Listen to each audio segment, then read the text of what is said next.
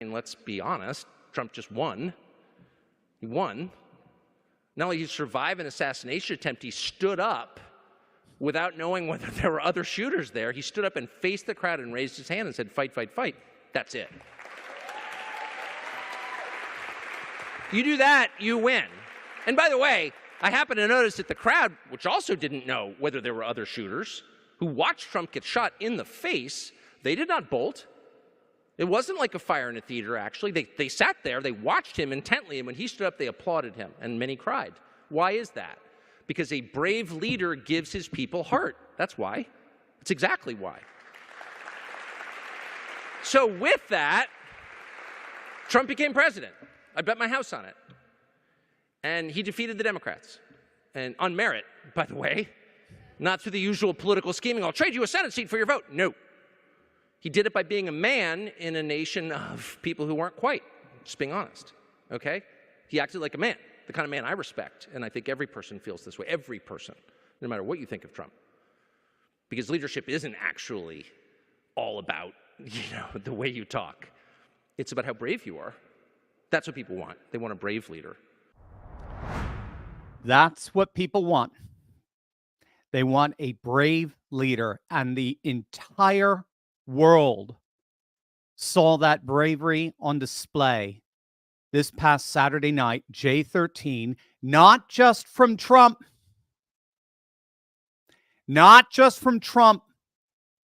but from the whole MAGA movement as represented by that audience.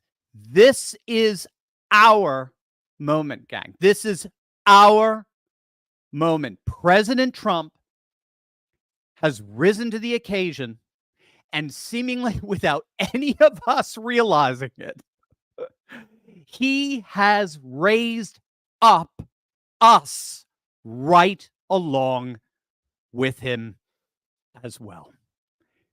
Greetings, everyone. My dear fellow patriot conservatives, a huge greeting to each and every one of you. It is live stream Monday night. I am your host, Dr. Steve, your patriot professor, here to help you stay sane in these insane times. So make sure to smack that bell and subscribe button. We got a special treat for everyone tonight on this live stream Monday night. Normally our Monday night lives, as it were, we go off platform to our very own private platform, our exclusive online platform, virtual platform where we have live Q&A with our Insiders Club members. Tonight, gang, just in honor of everything that's going on, what's happened this weekend, the gracious gift that God lavished upon us in sparing the life of our dear president, we are staying together with you the entire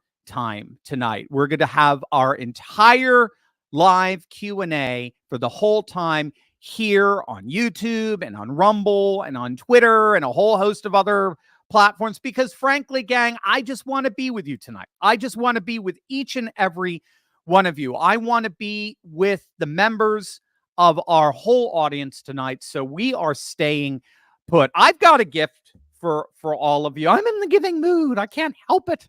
I feel like Ebenezer. I've got a completely free gift I want to give to each and every single one of you watching. As many of you know, we've got our Call to Arms event this Wednesday night, our free online event. It's Wednesday the 17th at 7 p.m. Eastern. And this was originally all about identifying and implementing and ensuring that President Trump wins in a massive landslide in November. So when all's said and done, we were billing this Wednesday night as a Stop the Steal strategy session. Gang, I'm in the midst of revamping Wednesday night. Just like President Trump, you may have heard this. Trump is basically, he's changing his speech that he prepared for the Republican convention. He's throwing it out, and he's putting together a completely new speech that's basically like, I mean, they're billing it as like it's a whole new beginning for our nation. It's a speech that it's going to be calling the whole nation together like never before, which is precisely what's happening. I mean, you're seeing it all over X, formerly known as Twitter. People like Elon Musk. Excuse me for a second here. Let's see if I can do this without getting stung. You'll see this on live television. I got a bee here. We seem to have like a beehive or something in my studio somewhere, and I've got this infestation of bees, and I sprayed him and nothing's happening. What do you think he's going to do to me now? He's up on a light up there. Okay. You're not doing anything. You're not falling. You're not doing anything. I think I'll just let it go. He looks a little weak, maybe. I don't know. I'm just going to let him go. But, I mean, you're seeing it with people like Elon Musk. Where was I? Yes, Elon Musk coming out saying that he fully endorses President Trump. We're seeing endorsement after endorsement precisely because of what happened on Saturday. What happened on Saturday changed our nation.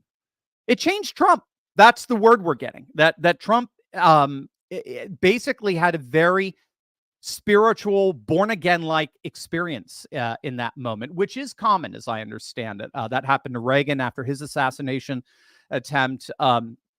Pope John Paul II talked about the profound spiritual experience he had as a result of surviving his own assassination attempt.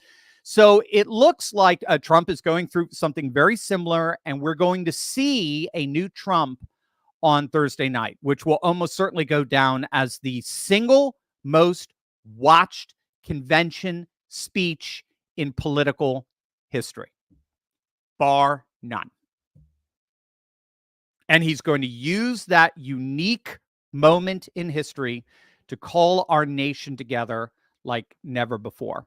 So we're going to prepare for that epic moment on Wednesday night together for our Call to Arms event. And this is where I want to give you a free gift. We've been originally giving this gift as a bonus for signing up for the Call to Arms event. It's our Courageous Conservatives kit. It's a free gift that was given to, well, at first it was just to the first 500 who registered, but you broke the bank like that in just minutes. So I mean, we ran out, as it were, very quickly.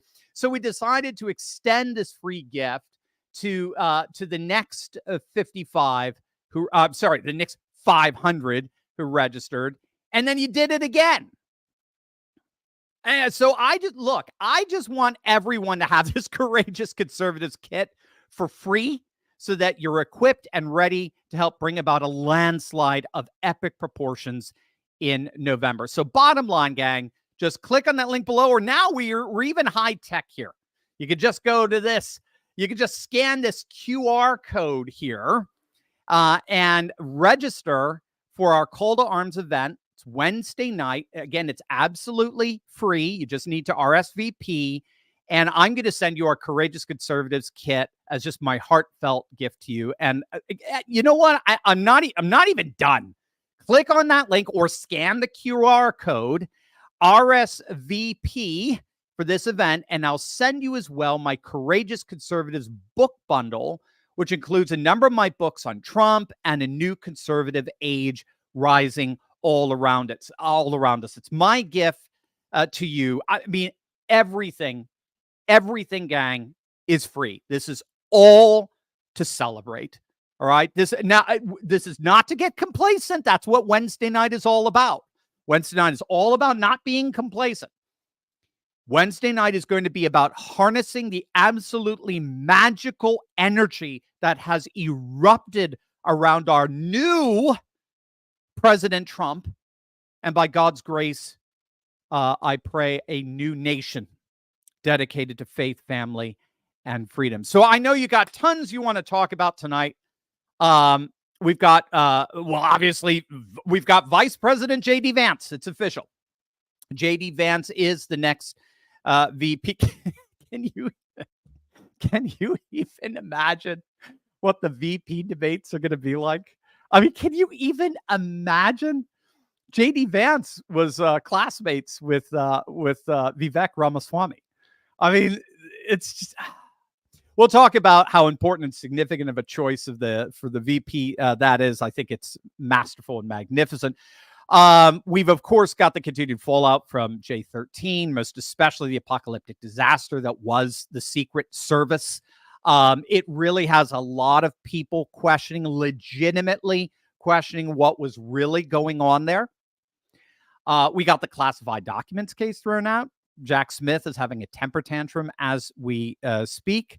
We got our first poll that just came out, our very first post-shooting national poll. I'm going to surprise you with that in the course of our live stream. But let's just say, how do you spell landslide? So much is going on here. Before I turn it over to you, I do want to reflect a bit on what Tucker just said there with one of my favorite movies of all time. This is probably when all is said and done, this is probably my number one favorite movie. When all is said and done, just because of the impact it had on my life growing up. And that is the only Rocky. And I live just in the shadow of Philadelphia to boot. I saw Rocky in the theaters when it first came out. I believe it was in 76. I was a kid and I was enamored with it. I just loved the story of Rocky. And one of the things I've come to appreciate so much, especially in sort of climaxing in what happened on Saturday, is the way my love for Rocky has so much in common with my love for Trump.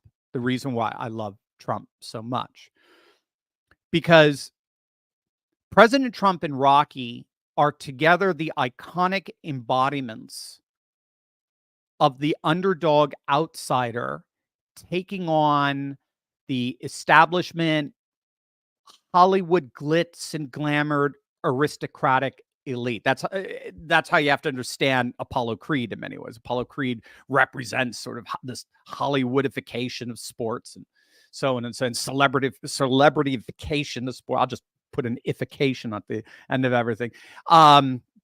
He represented this aristocratic elite versus this total outsider, and he rises up and he wins against all odds. And it's not a martyr's tale. That's the interesting thing. Both Trump and Rocky rose up against all odds and took on their respective multi-million-dollar establishments, and they won. They beat them, as Tucker talked about so beautifully. And in doing so, they both told all of us that we too can beat the odds. We too can rise up and beat the status quo establishment that exists only to benefit itself and no one else. What I love so much about Rocky and Trump is how they are both so willing to stand up for the little guy who cannot stand up for himself alone.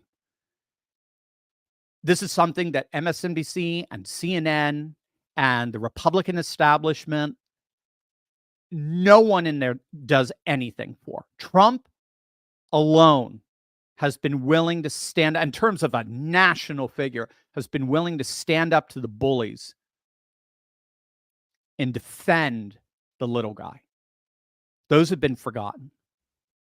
Again, this is why I think the choice for JD Vance is just brilliant, because that's exactly what, JD Vance, the author of Hillbilly Elegy, has devoted his political career to, is to stand up for the voiceless, particularly in Ohio, in rural Ohio.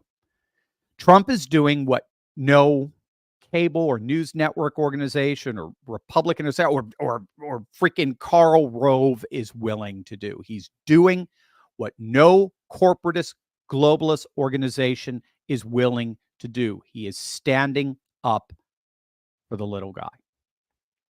But what I love even more about both Trump and Rocky, especially in light of what just happened on Saturday, is they don't simply rise up themselves from the ashes, as it were. They bring everyone around them with them. Rocky's courage and faithfulness doesn't just transform Rocky. That's why I love the film, right? Adrian goes through just as, if not more so, a dramatic transformation. Mickey, his trainer, his manager, goes through just the same infinitely amazing transformation. Paulie, his brother-in-law, goes through this infinitely amazing transformation. Rocky's courage and faithfulness doesn't just transform him, it transforms everyone he loves around him. He gets up, he rises up above the challenge, and he brings those he loves with him. That is what we saw on Saturday. We saw Trump rise. And with him, the amazing, brave, courageous MAGA movement in all of its glorious entirety has risen as well. And the whole world sees it. Over to you. Enough of me just jabbering on my own. Over to you. I want to hear from you.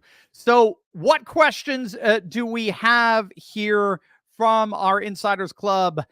Bert Arndt. Hi, Dr. Steve. I agree with you. An angel of God was there. Your quote earlier about 6:11 makes sense. Ephesians 6:11. My question, what are your feelings about that pastor? Is he maybe a seer or maybe a P? I think he's going to say a prophet of some kind. I'm forgetting his name at the. So if you watch our first video today, I started off with a. I should be able to look it up. I'm forgetting now his name because I did not know him. I started off with a pastor in Oklahoma, a charismatic pastor, charismatic based on the theology, a charisma of the gifts of the Holy Spirit, who apparently had a vision. I don't know much about it, but I just found, and I read about just the vision he had. I think it was back in March or February. And you can see it. You can see it on Facebook. They published it back in March of this year, and he had a vision that there would be an assassination attempt on Trump, that it would miss him, but it would whiz, the bullet would strike his ear, and that he would fall to the ground, and as a result, he would have this extraordinary spiritual experience, and that it would transform him, and it would provide the divine energy, as it were, for him to lead our nation to a real patriotic rebirth.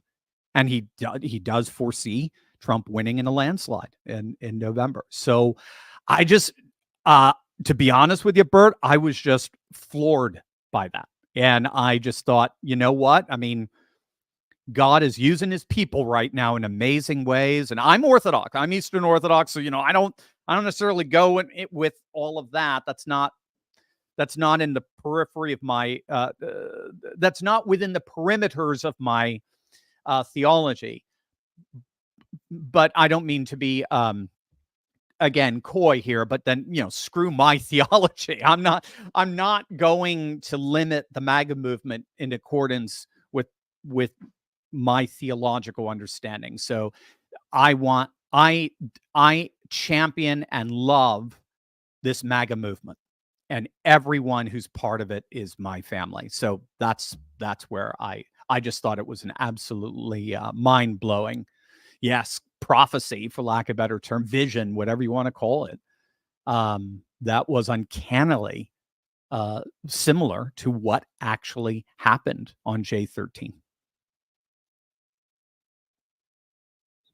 Quark, Dr. Steve, good afternoon. Thank you. Campaign spokeswoman for Women and Consumer Media, Laura Brownstein, called a brain trust who no American voted for, and not Joe Biden, was actually running the country. Oh, interesting. The brain trust of the Biden presidency is who we want running the country.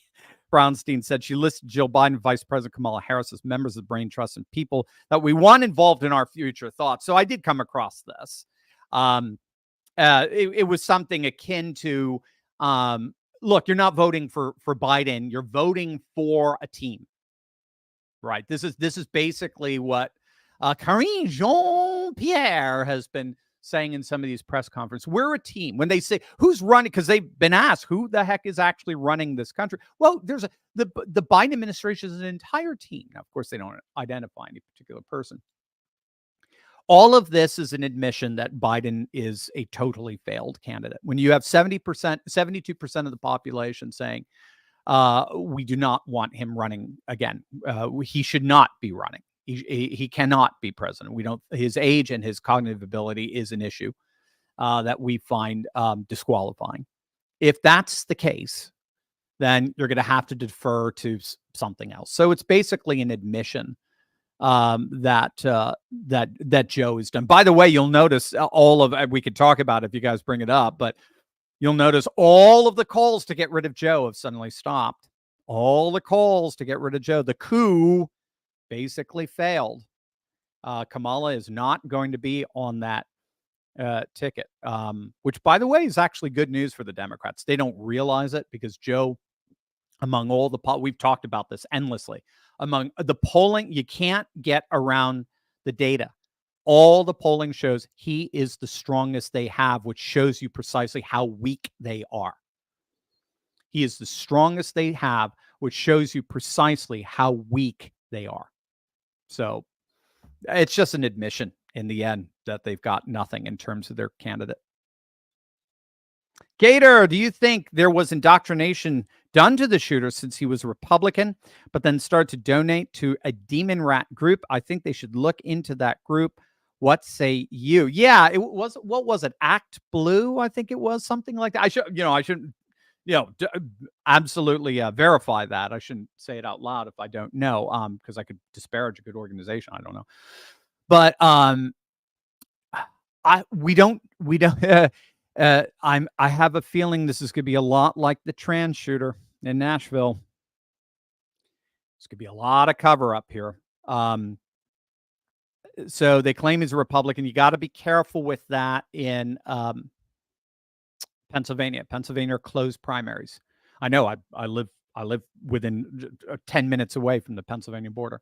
Pennsylvania closed primaries. So if you want to mess with a primary candidate of some kind, if you want to put in like Nikki Haley, you're going to have to register as a Republican if you want to cause some trouble in a Republican primary. So that could be the reason why he's a registered Republican. Obviously, he was not.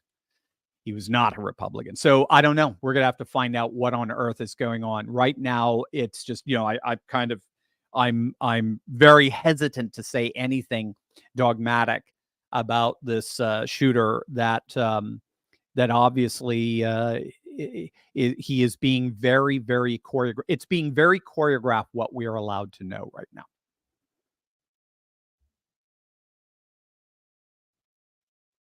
Tyler, Dr. Steve, what do you think the terrible incident that happened over the weekend means for the U.S. going forward? Do you think there can finally be peace and we can get back to business? Or will this nonsense continue? I have a feeling that garbage will ramp up as we draw closer to November. Yes, we're going to have to see. We'll know. I think we'll know a lot Thursday night, so we can talk about this on our Friday morning live stream.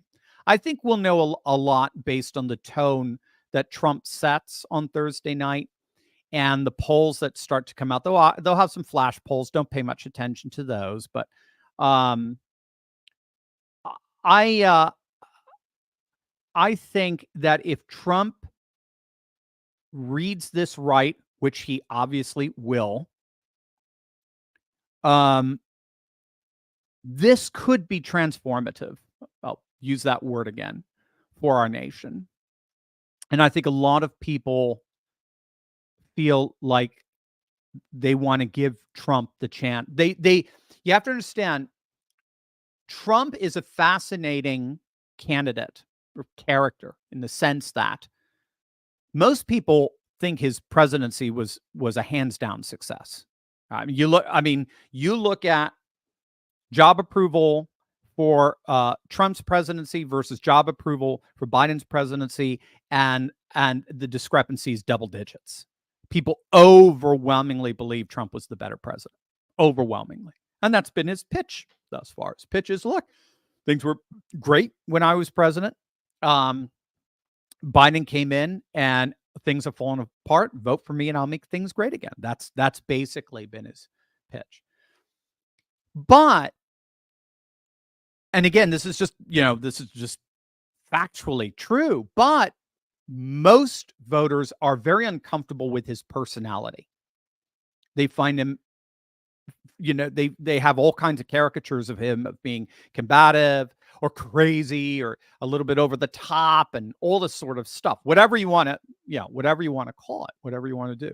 I mean, again, I think a lot of that play is part of his strength as well, because he's not a stuffy politician. But bottom line, they love his policies, but not necessarily his personality. What you might see come out of that astonishing miracle, what you might see, and I think we will, is a Trump whose personality now aligns with the policies. And if that happens, forget about it. I mean, forget about it. This is going to be astonishing. Now, what are the Democrats going to do? Well, they've got two choices, it seems to me. They can either suck it up and take the L and do what they can to minimize the losses that are happening. That's what, and we could talk about this, that's what Axios is reporting. I don't know if you guys caught this. Axios came out today with an article, or it was yesterday, that came out and basically said Democrat operatives have basically given up. They're admitting defeat for November. They know there is no way they're going to be able to beat that iconic image. There's just no way. I mean, it was literally the perfect image. I love how Pastor Doug Wilson put it. That image was clearly pre-planned, but not by Trump. Isn't that beautiful? Pastor Doug Wilson. That image was clearly orchestrated, but not by any human being. So they know they're not going to be able to stop him. So what are they trying to do? They're going to try to minimize the bleeding. They're going to try to minimize the down ticket damage that will inevitably happen as a result of this. Remember, we don't tend to vote split ticket. We just don't. We generally don't. For all elections, if you have a presidential candidate who's winning by significant margins, that party has massive gains in that election. There's just no way around that. And so they're just preparing for that. So that's their one option, is to just minimize the losses. The other option is to blow it all the F up. And I'm sure there are some Democrats who are insane enough to do it. They're just going to want to blow the whole thing. If we can't rule, then there will be no rule. So I'm with you. That's a very real possibility. So again, we have to continue to be in prayer. If this past Saturday taught us anything, it is the power of prayer. So be in prayer every day for President Trump, for President Biden, and for our nation every single day, because we were spared. We could have been, right now, we could have been planning for President Trump's funeral in the midst of an erupting, very real civil war.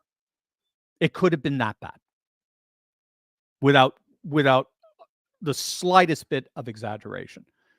That it could have been, had that really happened, especially after finding out the incompetence of the apocalyptic incompetence of the Secret Service.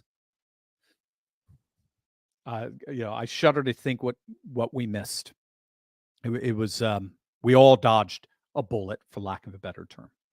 So keep it in prayer. Charles, do you think this assassination attempt has finally woken up some of the normies? I do.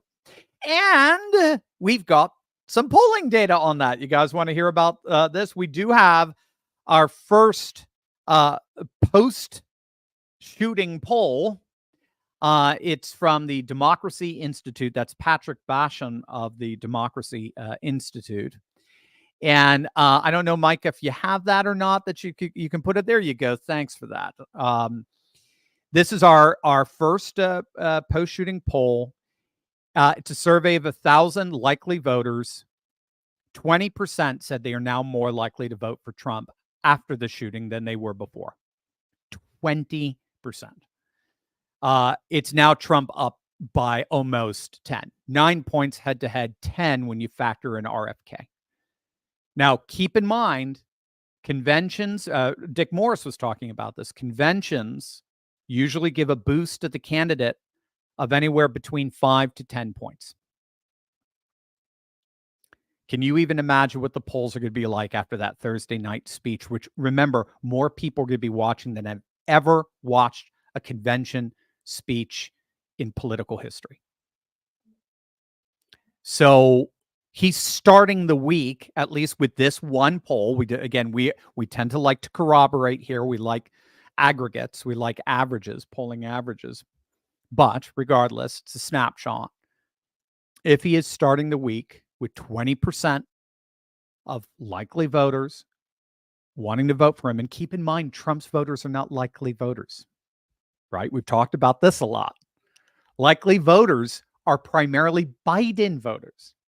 When you poll voters who voted in, say, the last 4 or 5 elections, they're Biden's ahead with them. When you poll voters who haven't voted in the last few elections or vote rarely or who have not voted at all, it's Trump by double digits.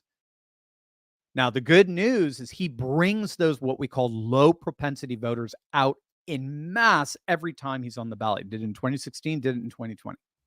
And he's going to do it again in 2024, probably more so, more than we can ever imagine, especially with the voter registration efforts of people like Scott Pressler in Pennsylvania. Scott's amazing. We're trying to get him on, find a time where we can have a little chat with him, get an update on his efforts and see what we can do to help. But look, when all's said and done, I mean, we're talking, when you're seeing 20% of a voter category going towards Trump, a voter category that tends to be more pro-Biden, I mean, all bets are off. Can you even imagine what the polls are going to look like, say, early next week? And that's why you've got these articles from Axios that are just coming out and basically saying there are Democrat operatives that have just thrown up their hands and said that we're done. This is going to be a landslide. We're giving up. There's just no point in me putting in any effort. There's no donors are coming. Are basic. The donations have dried up among Democrats. They're not giving them money. They see an epic. They see a train wreck of epic proportions coming their way, and they don't want to have anything to do with it. So yeah, I think it has finally woken up some of the normies. William, why GOP swampers are hated? Go to the American Thinker. Blah blah blah blah blah blah blah blah. There you guys got all the link. I can help you there.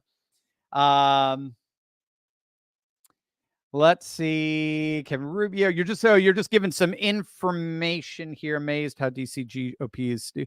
Yeah. So bottom line. Let's see. Rand Paul of Kentucky is amazed how DC, or are you amazed how DC GOP is lazy, stupid, duped by Democrats? Worse, GOP 4 did not impeach Garland. Your thoughts? Yeah. Yeah, no, you're saying it, William. You've got it. We've got an old saying here, right? The Democrats own DC. The Republicans merely rent. The Democrats own DC. DC belongs to the Democrats. The deep state is a Democrat operation, more or less begun with FDR, worked out through Truman, worked out through 40 years of Democrat control of Congress. DC is a Democrat swamp. Republicans come in and they find out very quickly that they don't run anything. Nothing. They run no agency. They run no institution. They run nothing. Everything is Democrat run. So they just learn that if you want to start making 7 figures, if you want to be serving on a board, making 80 grand a month, after you're done here, play by the Democrats' rules. Democrats will give you space to be a Republican. They do it for, Ted Cruz, but and others, but you better learn to play by the rules. Because if you don't, we'll Madison Cawthorn you. We'll get rid of you real quick. We'll George Santos you. We'll get rid of you real quick.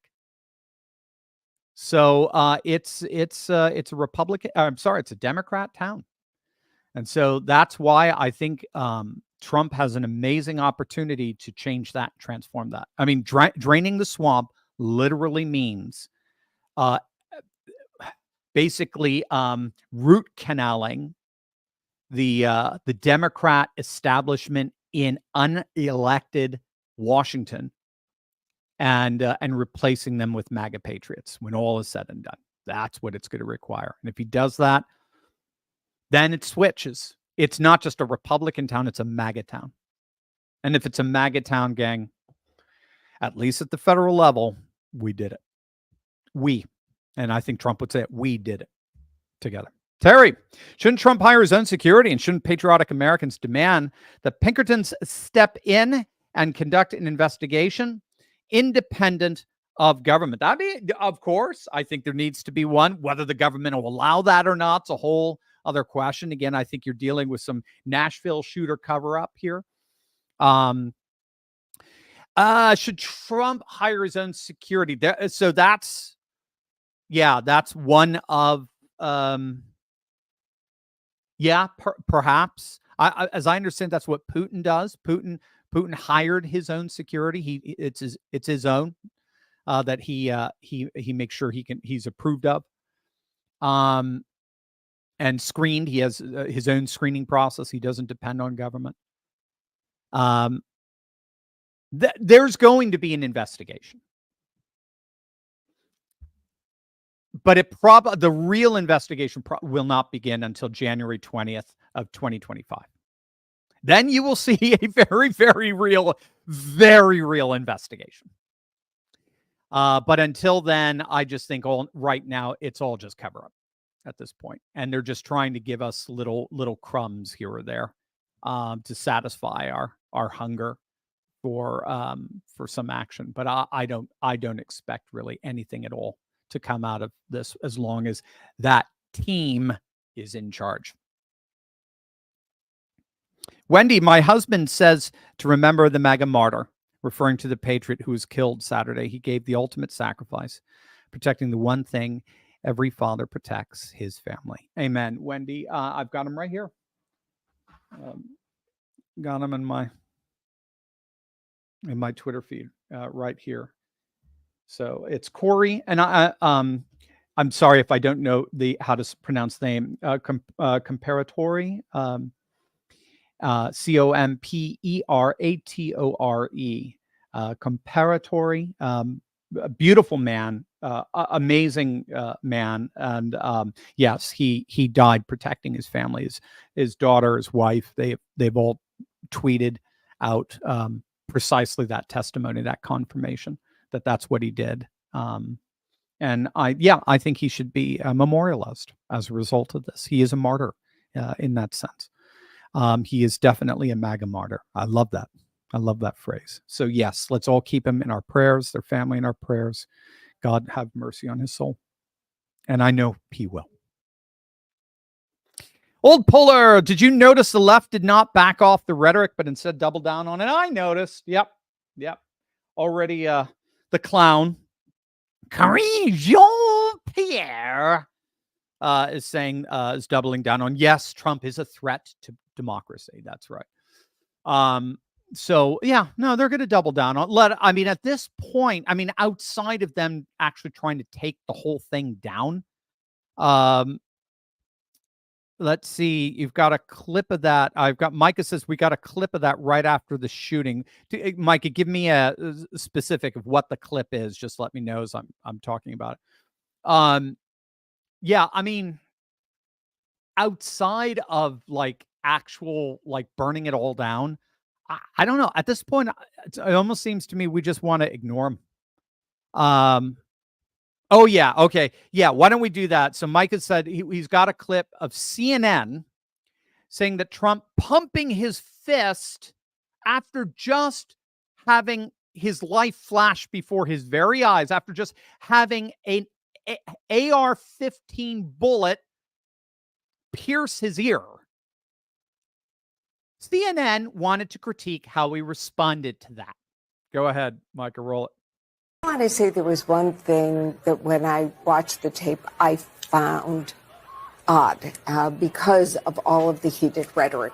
And that is that after he was hit, former President Trump got up and said, fight, fight, fight. I think what we're hearing from people is that's not the message that we want to be sending right now. We want to tamp it down. Yeah, I would just know one thing on this.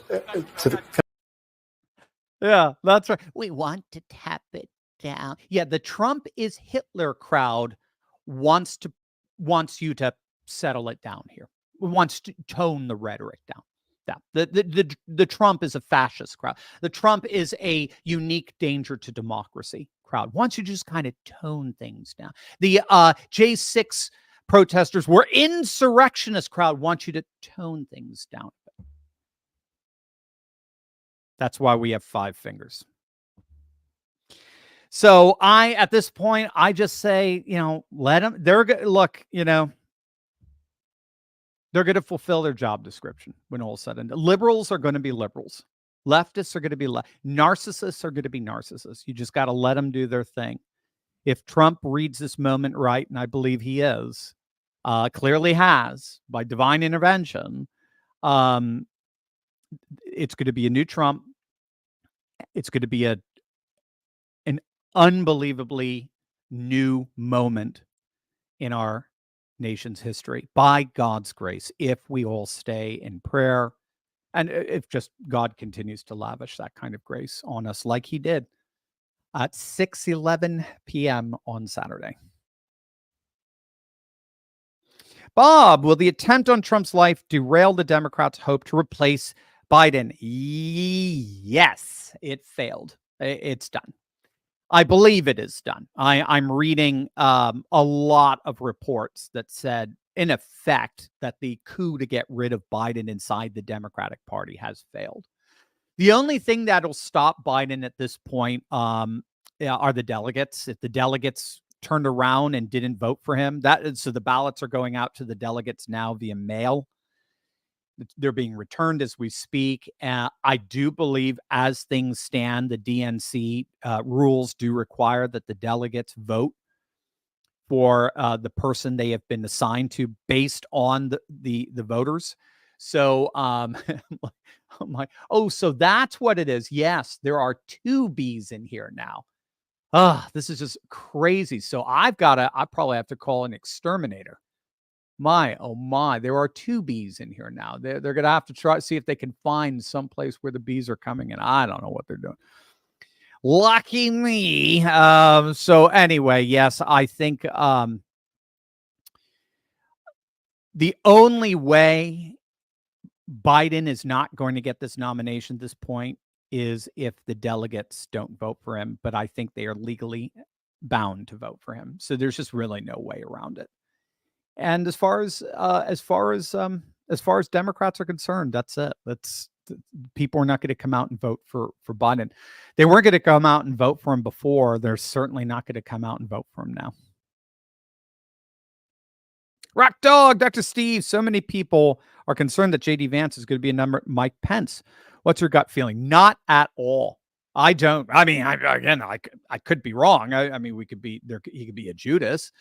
But not at all. JD Vance has been one of the biggest supporters of the J6 protesters. I mean, to me, that I've heard people put that as their sort of their, what do you want to call it? Their standard for who Trump should pick. What's their view of the J6 protesters?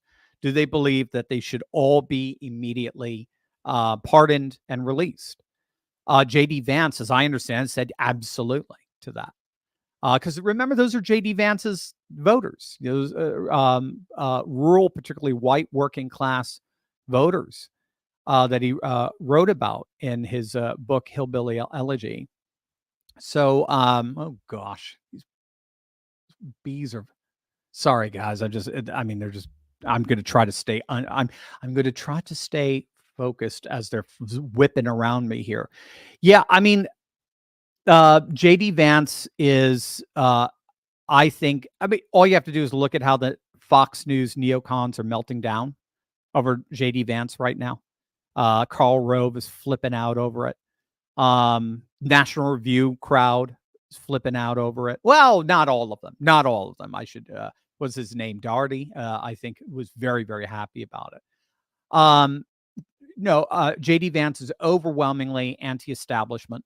He despises the elites. He despises the typical political BS of the DC political class.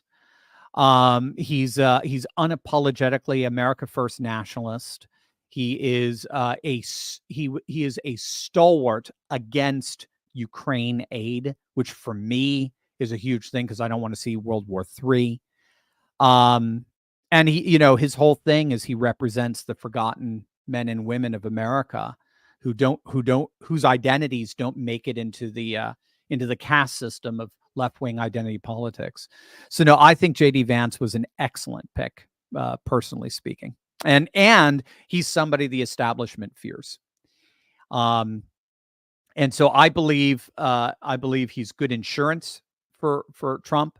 If he had picked someone in the establishment, then that really could have been bad news for us. Huge bad news, because I don't think Trump would have left. He wouldn't have gotten off the podium on January 20th without another impeachment or something akin to that. So anyway, no, I think JD Vance was great, and I think he would have done the right thing on January 6th and sent those electors back to those states so they can work out their obvious issues that so many Americans were very, very nervous about, and rightly so. Hence why Ken Paxton, Attorney General of Texas, sued those states because Texas had conducted their election with integrity, but states like Georgia and Wisconsin and Michigan and Pennsylvania did not, and Arizona did not. And so that was disenfranchising to Texans and Floridians who followed the law, and they expect these other states to follow it as well. I think he would have done the right thing there. By the way, while we're getting our next question, I would have preferred Old Polar, I should say. I would have preferred Vance to be head of the Senate. No, but he won't be. He can't be. It's an entirely, you're asking, this is great. So Old Polar, who would you like to be the next Senate leader? I mean, the way particularly the Senate works is it's based on seniority. There's just no way around it. McConnell's the top dog there because he's been there the longest. There are some exceptions. You'll have Strom Thurmond was there longer than anyone, but he gave up willingly the leadership position there, as I understand it. So no, I think Rick Scott would be great. I do of Florida. It's definitely not going to be Mitch McConnell. He's already said he's not going to be doing it. So Rick Scott's probably he's the next tier down, as it were, next seniority down. I think he would be good. Trump has already said has already endorsed him for that. Remember, gang, look at all this. I'm getting all this stuff dropping all over the place. Oh my, oh my. Remember, gang, make sure you click on that link below. Sign up for our call to arms event this Wednesday night, the 17th, 7 p.m. Eastern. You don't even look at that high-tech stuff. You don't even have to click. You can scan that QR code. I tried it. It's really cool. I'm such a nerd. I'm such an anti-tech nerd. Just click on that link below or scan the QR code to RSVP. We are going to have an amazing night Wednesday night, gang. Getting prepared for the speech of all ages on Thursday night. And this is going to be a gathering where we are going to plan out exactly what each and every one of us can do to make sure that Trump wins in an epic landslide in November. So you don't want to wait. I have got a gift for all of you. If you click on the link below, if you scan the QR code and you RSVP for the Call to Arms event this Wednesday night, 7 p.m., Wednesday the 17th, and again, completely free online event. I am also at the same time going to send you some wonderful free resources here. We've got our Courageous Conservative book bundle that we're going to send over to you. And we also have a Courageous Conservative kit that we're going to send to you as well, just as a gift to thank you for taking your part in making sure that Trump wins in a massive landslide in November. Seriously, it's just my gift to you. So definitely let's have an awesome night of fellowship on Wednesday. So go ahead and RSVP right now. You'll love it. And get your free gift. You'll love it. All right, what do we got next? Jill, is Vance scary enough to the Democrats to keep Trump safe? I do believe so. I think they are very worried about Vance. He is not part. He was not part of the establishment ilk when he was running for the Senate. They opposed him. Actually, it was Trump who endorsed him, and he won easily. And I think he is the embodiment of the new MAGA Republican that's going to carry on the torch for Trump past 2028.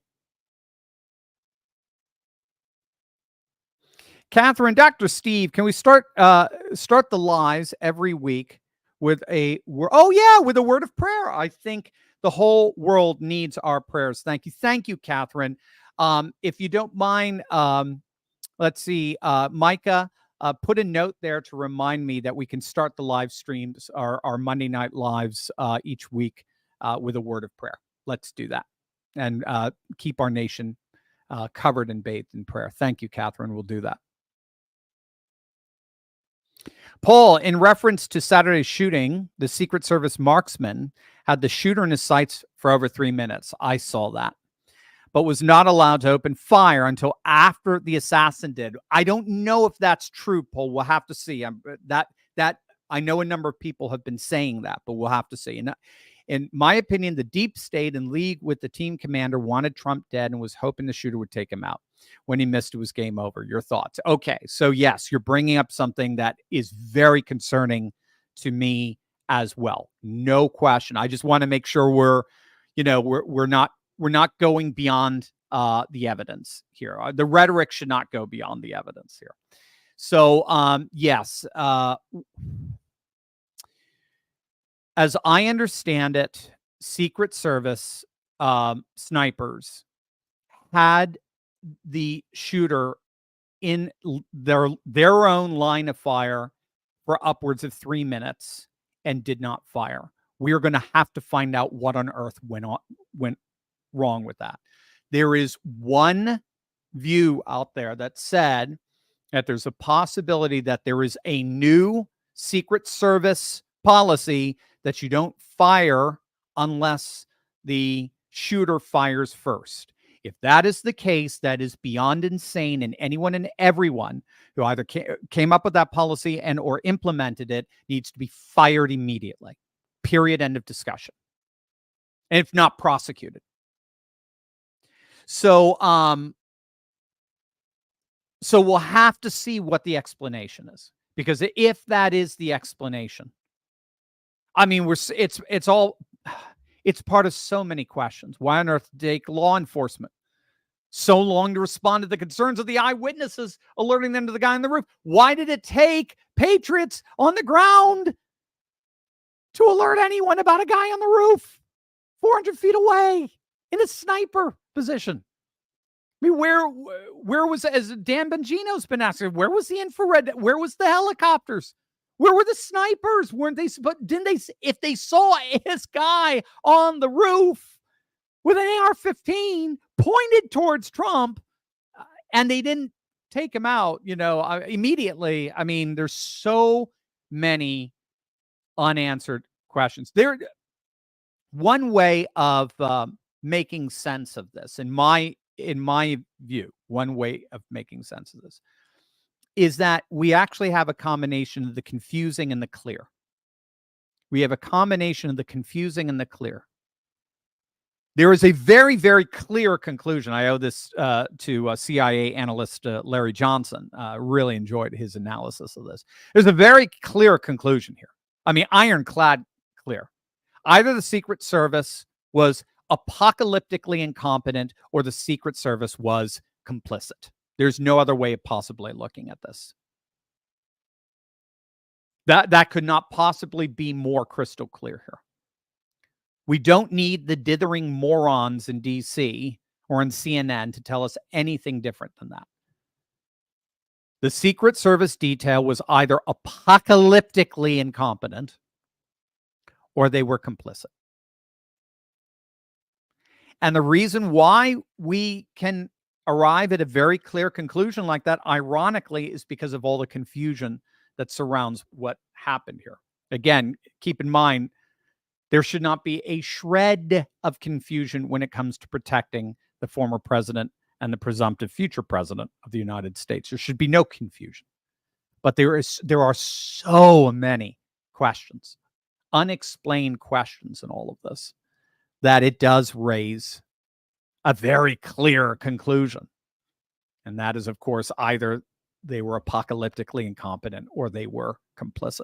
So we will have to see how this fleshes out. Again, I have no doubt that there will be, sorry, I'm dodging the B here, gang.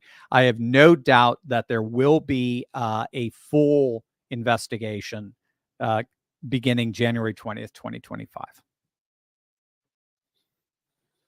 Catherine A. Dr. Steve, I know you're a fan of JD Vance for VP. I like him as well, but Doug in Exile keeps saying he's a bad choice. Just you wait and see is what he was saying this morning on YouTube. We're all entitled to our own opinion, but I just wonder what he could be referring to about Mr. Vance. Thank you. Don't know. I mean, the near unanimous opinion is that JD Vance is the perfect MAGA complement to Trump. He's the perfect MAGA complement to Trump. He's anti-establishment. He's anti-Ukraine funding, which is a lot more than you can say about like Tim Scott or Burgum or anything like that. He's got the right enemies. He's despised by Karl Rove, hates him. He's America First nationalist. He is all for border security, economic security, cultural security. He's pro-life. I don't know. I don't know what to say. It's not like he's a career politician. It's not like he's hanging out with all of the establishment Republicans. So I don't know. I don't know why he's so freaked out about JD Vance. Paul, I registered for Wednesday's event, but will not be able to attend. Will there be a replay? Micah, can you let us know? I think there will be, Paul. Yeah, so if you can't come, I think yes, Micah said yes. So we'll take care of you. Thanks, Paul. Rock Dog, Dr. Steve, after spending my entire adult, I think you meant life, not wife, either in the military or as a fireman and having to battle cancer at the same time. Evil ex who's cheating on me, so the system would take away my rights as a father, battling for a justified medical pension and having to beat cancer 3 times since 2018. God bless you, Rock Dog. I've lost all faith in the system and people. Thanks to you and seeing President Trump as well rise up on Saturday, my faith has been restored. God bless you, Rock Dog. You're the best. Olga, what is being done about Biden's land grab in Idaho to give the Ukrainians a cobalt mine that had been shut down because of its toxic waste? Yanessa TV, Idaho shuts down farmers. I'd have to check it out, Olga. I have not seen it. I will have to check it out. I can't comment. Mickey, will they try to assassinate Trump again? Oh, gosh. Yeah, if at first you don't succeed. I don't. Well, again, it could be, that could be part of the burn it all down strategy. Just, again, heaven forbid. It looks to me like God is saying no to that. God is saying no to taking out President Trump. I mean, again, it's just we're talking millimeters, guys. A bullet coming. What was it? A bullet coming? I forget how coming this way, and you just yeah, that's it. A bullet coming this way, and you do this.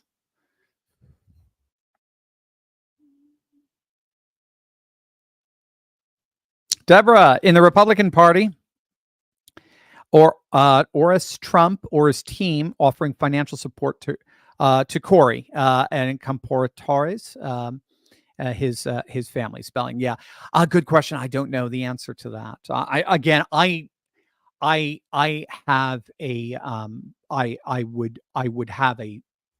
would presume that his family will be well taken care of.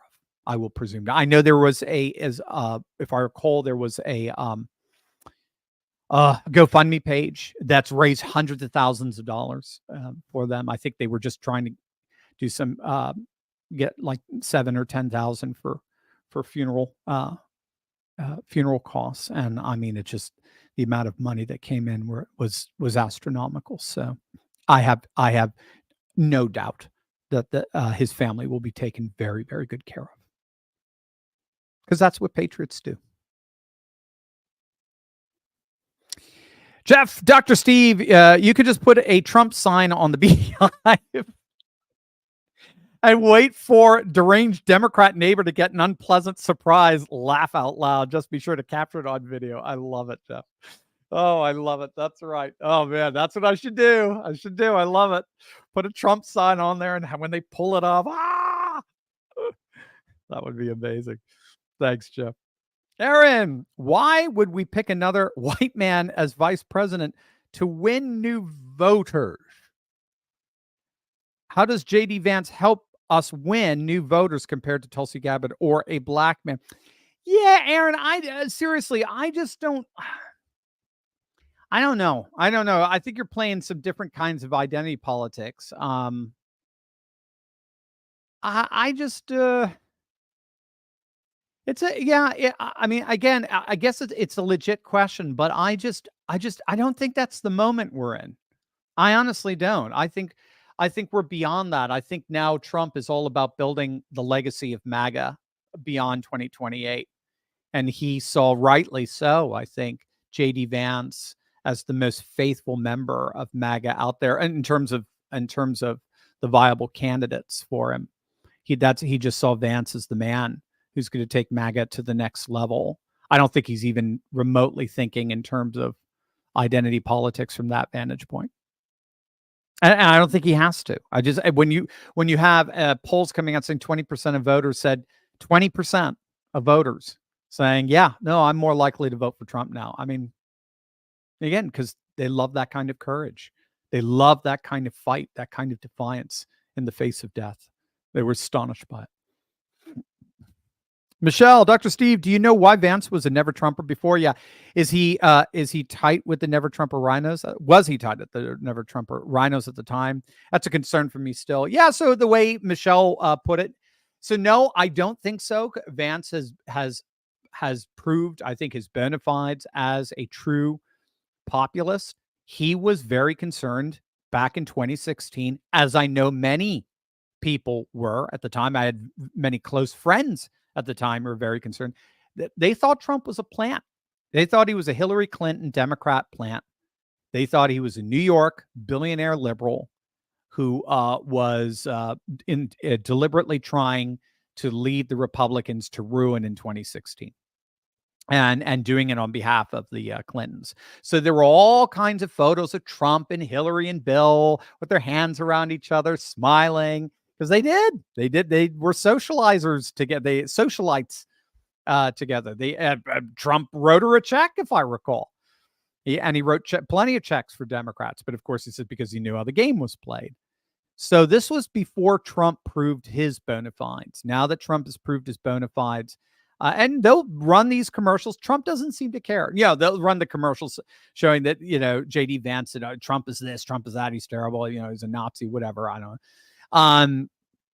And I think JD Vance will come out and has said that he was wrong, and he has no problem saying it. and he knows he speaks on behalf of a lot of people out there who did not vote for Trump, did not support him, did not trust him, who now unapologetically are all in. Richard Dr. Steve, initial reports from fake news media said Trump fell down. There was loud noises. Yep. Trump rushed off stage after falling down. I think that was CNN, AP. Trump rushed off stage after loud noises. So firecrackers made him go, right? Why can't they just tell the truth and report the facts? Dumb question. Yeah. Well, again, I was reading. I actually that was a quote from the Doug Wilson article I was reading, and I think he said it best. They did not want to acknowledge the gift that the election gods were giving to Trump at that moment. They just simply couldn't imagine acknowledging that gift. They could not imagine that Trump would be so, quote, lucky to get something like that. Because assassination attempts, if you think it through, assassination attempts are a zero-sum game. It's an either or, and it's all or nothing, right? You either die or you rise as king. There's no two ways around that. They either take you out or you rise triumphant. All right. There's just no way around this. This is in our human DNA. So what we're finding is that more and more media ilk are realizing that Trump won if that Thursday night train wreck of a debate was the end of the Biden presidency, 6:11 p.m. J13 was the beginning of the second Trump presidency. I think they recognize that. So they're doing everything they can to belittle it because that's what they do. Liberals will always fulfill their job description. They belittle anything conservative. That's what they do. Molly, saw where Biden's campaign has pulled some messages. Will this stop the stupid Nazi Hitler hate talk? They pulled Morning Joe. You saw that, Molly. You saw that. Thanking God for the miracle Saturday. Amen. Amen. Yeah, I have not. So they're running ad after ad on Pennsylvania television. That's what I get. So when I'm watching, I like baseball. My kids and I watch, especially my youngest son and I would love watching baseball or watch, we were watching the Copa Americana. We were watching the Euros and Wimbledon and all that sort of stuff, right?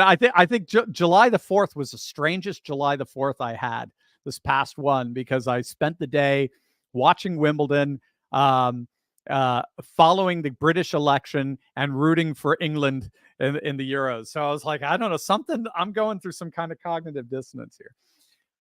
I did notice the Biden is suspended his commercials against Trump. They weren't doing him any good. He's spending tens of millions of dollars in Pennsylvania, and he just keeps losing. I mean, Trump keeps gaining his lead on him. So I think they might stop for a little time, but they'll get back to it because, again, that's just what liberals do. They don't know what other kind of rhetoric they can use to explain their world and the way they see the world, and then deference to these absurd stigmatizing epithets. So in terms of Morning Joe, that was an incredible admission. And I played some of his comments on our third video tonight, which came out late. I'm sorry. A lot of the videos came out late today. I don't know what was going on, but that Morning Joe, I mean, he's second, I think, only to Joy Reid in terms of the absurd level of hyperbole he's willing to descend to with regard to Trump. I mean, again, you can only call somebody a Nazi and Hitler and fascist and an existential threat to our way of life enough until somebody out there is going to take you up on that and think he's going to be a hero in what he did. So, yeah, so we'll have to see. We'll have to see if a corner was turned in the hyperbole, in the rhetoric. Certainly, we'll see with Trump. We'll see what Trump, risen again, as it were, metaphorically. Trump as how did Gandalf return? As Gandalf the White. It used to be Gandalf the Gray, so Trump the White. We'll have to see what happens with Trump the White here. I like that. I'm gonna have to use that more. Just came to me.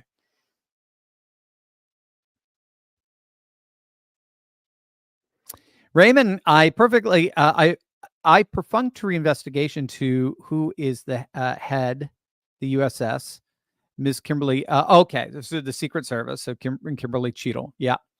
It reveals that she doesn't seem to have the expected qualifications and may have decided on her own to apply DEI to their selection hiring practice. Dr. Steve, what are your thoughts? Yeah, no, I mean, the DEI issues obviously are coming to the fore big time here, big time.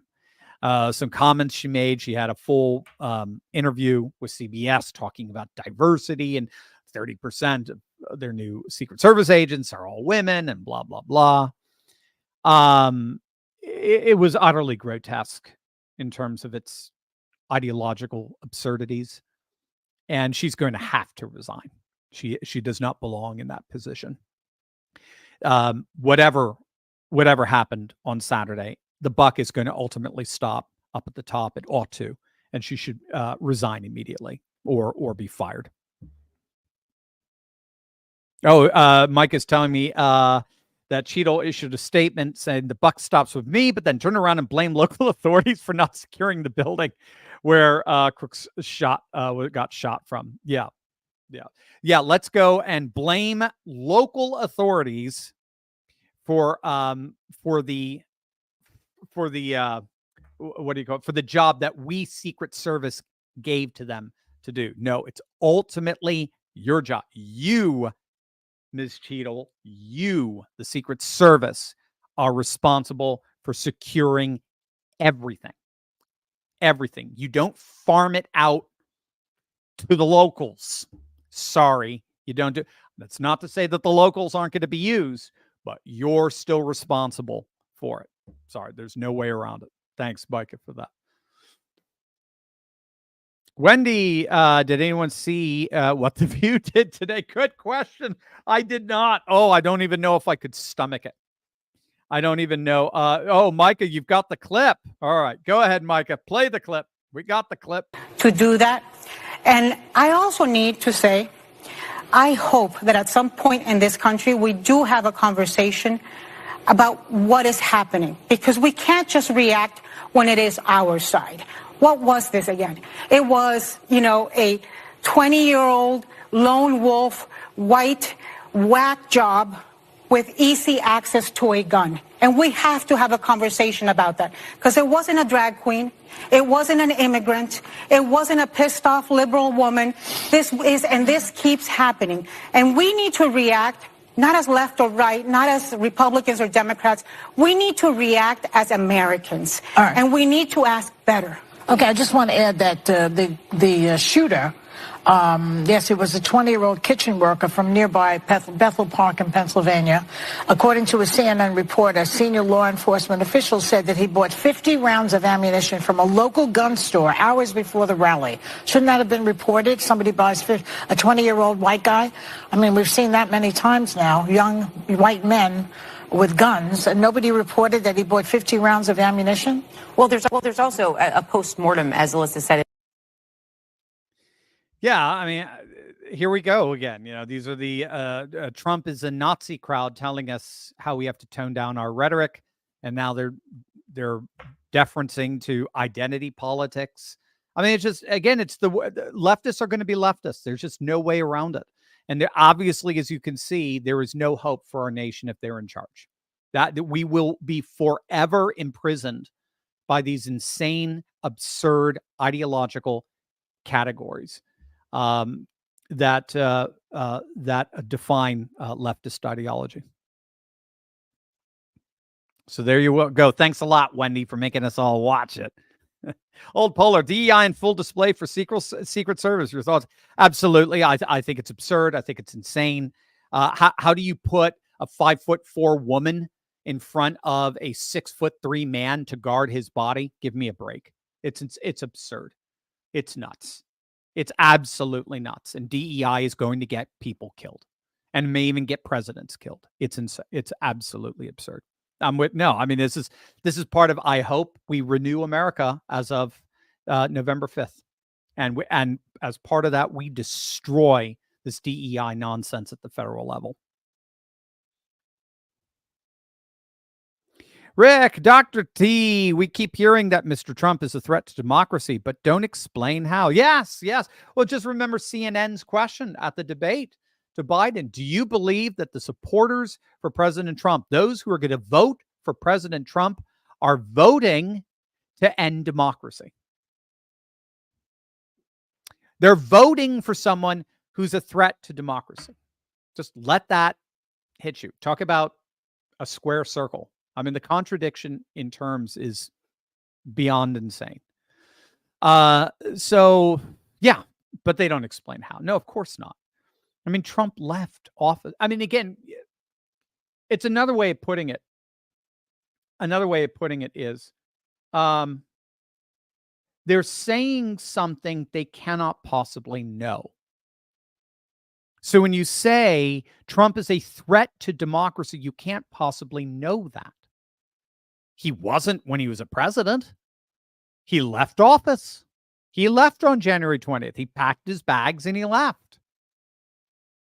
He didn't stay. He didn't institute an insurrection. They were unarmed. How do you have an insurrection without arms? The rhetoric is absurd. It's insane. It's all based on a projection. It's all based on a hypothetical, a subjunctive. What they really are saying is if he's president, he might, but again, even there, they don't know. They're saying something in the future that they cannot possibly know. So that's why, because it's not based on knowledge, there's massive deference to rhetorical hyperbole that is radically stigmatizing of Trump to the point of rhetorical violence. There's nothing more rhetorically violent than to equate someone with a 20th century's worst mass murder. And then basically telling people out there he's going to be the same or even worse. So it's absurd.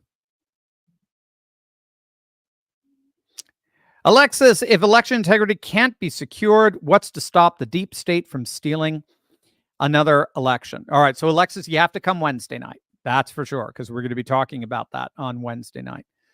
We're going to be talking about what the real steal is. But you have to be careful, Alexis. You don't want to be a Denethor. You don't want to be a downer. I think they were fully prepared to try to steal it in November. But after what happened at 6/11 on Saturday on J13, I don't know if it's possible. I honestly don't. Again, think of all the shenanigans that they pulled, all the shenanigans of totally unsecured states like Arizona and Georgia and Wisconsin and Michigan and Pennsylvania, totally unsecured states, 70% people voting by mail-in ballot. And with all of those shenanigans, those hundreds of millions of votes, Biden ended up winning by just 40,000. It was I think it was the second closest election in American history. All right, per capita. He only 10,000. It came down to 10,000 in Arizona, 10,000 in Georgia, 20,000 in Wisconsin. So, they can cheat, but even with the biggest cheating operation imaginable, they barely squeaked by just 0.01% of the vote. That's how close it was with all those shenanigans. And I don't think they can pull off anything even close to that anymore. And certainly there doesn't seem to be any indicator. And Alexis, they don't appear to think they can do it either, based on what they're saying. So just be very careful with that. And Alexis, you do something about it. Don't grope and grind, don't groan, and don't walk around like a doomsayer saying, oh, all is lost. No, you go do something about it. You're a courageous patriot. Fight, do something about it.